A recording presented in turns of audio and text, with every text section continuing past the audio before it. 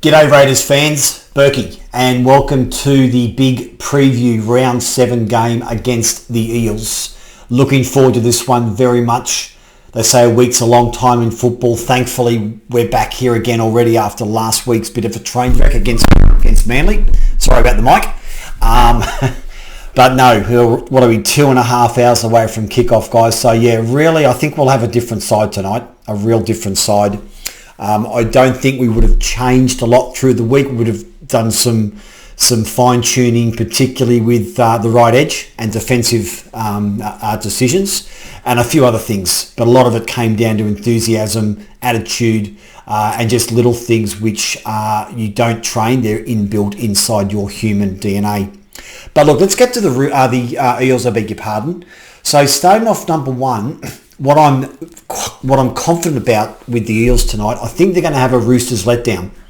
What I mean by that is you look at the Storm the last couple of years, when sides played the Storm, for example, or even the Roosters the last couple of years, to be honest, they lifted enormously.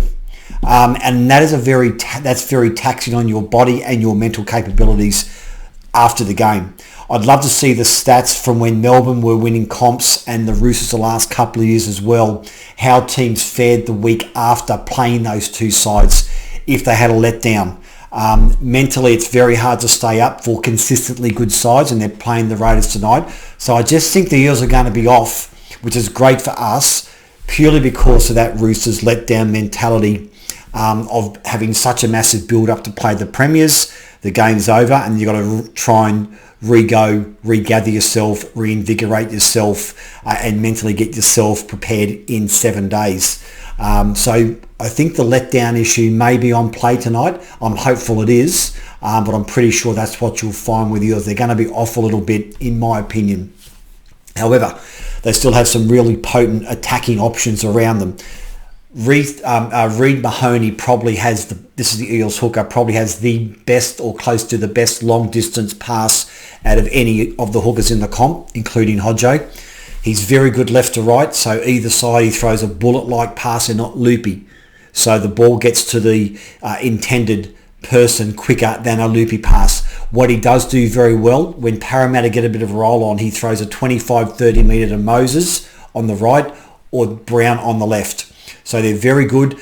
Those guys are running onto the ball, which gives them momentum against the line. So we've got to be really careful we don't give them a lot of good field position, 25 metres out, 30 metres out. We need him throwing those passes a hell of a long way out and make Parramatta really earn the turf war against us. So we just got to be mindful when Parramatta get a roll, Brown and Moses will stand extremely wide. I mean extremely wide, for him to pick up those 25-30 metre passes. It won't be unusual for him to cut out 2 or 3 plays, to be honest with you. So we've really got to be on that tonight. So, and where Parramatta really play a lot is the 10 metre channels. So sideline to the 10 metre line, you'll find Jennings and Sevi and Wanga Blake and Ferguson do a lot of attacking in that channel. They score a lot of their tries. If you watched the Roosters game last week, Jennings was on that 10 metre channel a hell of a lot of the time, trying to draw in the inside cover or slip around the ball past to Sevi, and same with Wanga Blake. And that's where the Mahoney passes really come into their effect. If he can find those guys very wide, they can really play to those 10 metre channels. What they're trying to do is spread out defence as thin as possible. So when they come back through the middle, where there's holes down that guts area, around the ruck, around the play of the ball. So we've really got to compress across.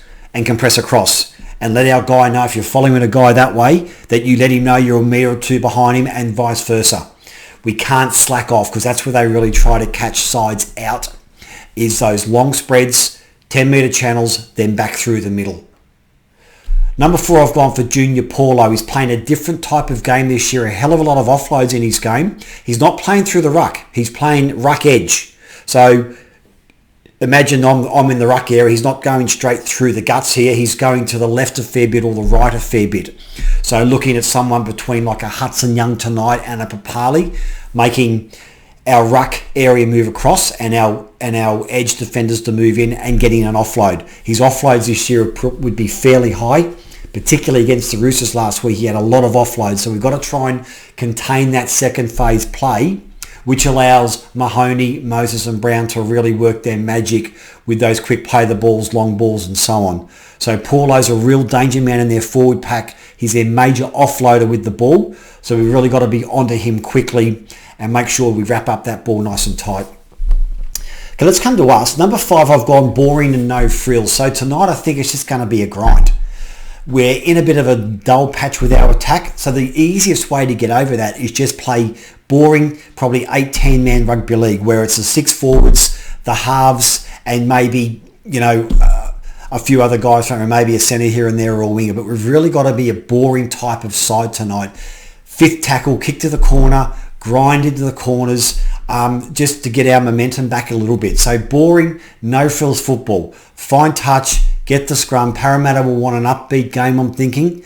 But we just got to make sure that we just do the little things right to get away with the win. I'm really looking forward tonight. I think Hodjo's got to do a lot more kicking. The Parramatta wingers, Ferguson and Sevi, are big men. Hodjo kicking unexpected from dummy half. The ball's going to hit the ground 9 times out of 10. That's what we need. We can't be kicking it to their wingers on the full. They just get too much momentum. They're big bodies and they do get over the advantage line if they can take the ball running and get that momentum. So I think Hodjo's kicking out of dummy half tonight will play a big bearing in turning Parramatta around and us grinding into the corners to make them make mistakes at their end. So I think Hodjo's kicking game could be a real influential factor tonight to get us the 2 points. Number 7, I've gone for Hudson Young. Obviously in for Tarpany, who's in for Bateman. So, we're a third rung down. He didn't have the happiest game last week off the bench. A few errors. His runs weren't incisive. Hopefully starting the game tonight will give him some confidence that Ricky and the team do believe in his ability. Otherwise he wouldn't be there. So once again with Hudson, Parramatta have a big forward pack. So he's really got to use that nice footwork he has close to the line. And we need to get a couple of offloads out of him. He's got a good body. He's got, as I said, light on his feet. So the second, third phase play from him particularly is really critical for our right edge. So once again, a new right edge tonight with George, Hudson, Curtis and Nick. So it's going to be a little bit fractured with communication, understanding and so on. But Hudson just needs to take the line on, needs to get some ball early. But his role's really important on that edge for us tonight. Number 8, I've gone for Bailey Simonson off the bench, the Bailey conundrum. I'm a little bit on the fence around the impact that he will have as a bench player at the moment. He's very solid when he comes on. I just at the moment don't see the benefit in substituting a wing for a wing. I don't think it adds a lot of impact for our bench, if that makes sense.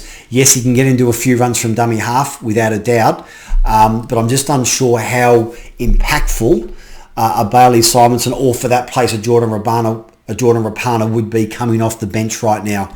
I hope I'm wrong, but I just hope if Bailey, when he does get on, and if I'm assuming it's on the wing, he's just got to be sniffing around that play the ball area, particularly with half breaks, whether it's Shans or whether it's a half break off Papali or someone. That's where I like to see Bailey and Jordan sniffing around, particularly 5-10 minutes before half time and 5-10 minutes before full time. That's when fatigue really comes into its own.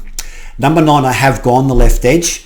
I think Jack and Elliott and Jordan, Jack, Elliott, Jared, as well as Raps. I think that's a really potent left edge for us tonight.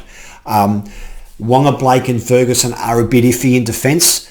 They're confidence players, so we can get a few mistakes out of them early, like the Roosters did with Wonga Blake last week. They gave him a bath in the centres. The Morris boys really gave him a bath out wide. So we can get inside his head as well, make a few mistakes. We could get on top very early. I think our left edge is working really well. Jack's playing great. Elliott runs a beautiful hole. And we made a lot of breaks in that area last week against Manly, just a bit unlucky on a couple of occasions. But I think that's our real strength tonight against Parramatta, who I think are a little bit weak on that right edge in defence. And number 10, I've gone the back 3. So Raps, Shans, as well as Nick, they've got to have a really big game tonight. We need some really gritty, shitty yards and runs from those guys to get us up the field. Parramatta are very good at frustrating sides with their defence. Their defence has been a lot better this year than previous years. So our back 3 really need to get the yards early. I don't want them going back into the markers when they take a ruck. They've got to spread it wide and not go back down the middle if they get a chance from dummy half or one off the ruck. So they've really got to make sure they move the Parramatta defence around, move the edges around when they get a chance from dummy half, and not just take a voluntary tackle back in the middle. So Raiders fans, that's it for my top 10. As I said, about 2 hours, 20 minutes away from kickoff. Cannot wait. I'm looking forward to a massively different side, a massively different Canberra Raiders side tonight, guys, and I think we will be. Guys, as always, I really appreciate your support on my Facebook page, my YouTube channel, on Twitter, or give me any questions you want. I love talking about the mighty Green Machine, guys, so can't wait for this game, guys. And as always, this is Bourkeys. Bleed Green, out.